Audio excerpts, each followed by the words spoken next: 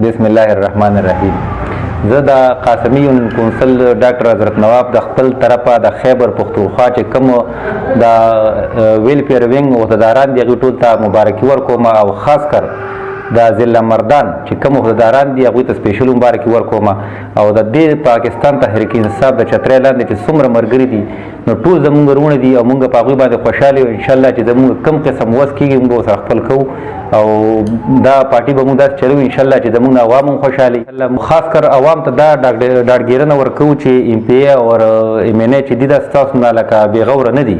او ملک صاحب انشاءالله چې ډېرې هلې ځلې شروع کړي دي خو داسې شی دی چې لکه په منډې باندې کار نه کېږي لږ صبر به انشاءالله تاسو کوئ دې عوام ته سپیشل کوم چې لږ صبر وکړئ انشاءالله هر څه به ټیک شي